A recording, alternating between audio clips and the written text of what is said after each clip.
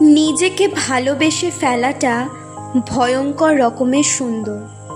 ভয়ঙ্করই বললাম, কারণ নিজেকে ভালোবাসার পরে এই আমার আমির বাইরে অন্য কিছুর কথা মাথায় আসে না। সব কিছুতেই থাকে নিজের প্রায়োরিটি, নিজের ভালো লাগা, নিজের আঘাতে নিজেই হাত বুলিয়ে দেওয়ার মনোভাব। এই সময়টায় কটু কথায় সহজেই ভেঙে পড়া হয় না, কারো চোখ ঘোচানোটাকে গায়ে মাখানো হয় না, হাসি তামাশা করলে অহেতুক জবাব দিয়ে সময় নষ্ট করা হয় না।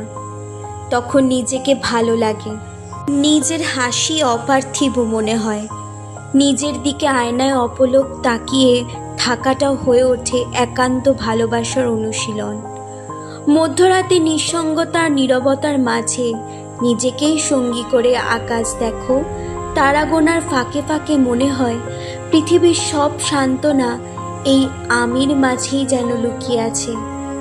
কেউ কাছে না এলেও অভিমান হয় না, কারণ তখন নিজের ভালোবাসাতেই হৃদয়ে ভরে থাকে।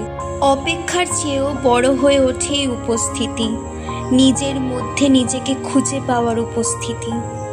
আর তখনই বুঝি নিজেকে ভালোবাসা মানেই কোনো আত্মকেন্দ্রিকতা নয়, বরং নিজেকে এতটাই আপন করে নেওয়া যাতে এই পৃথিবীর কোনো অভাব, কোনো দূরত্ব আর কোনো সম্পর্কে না পাওয়ার কষ্ট নিজের আত্মার আলোটাকে নিভিয়ে ফেলতে না পারে।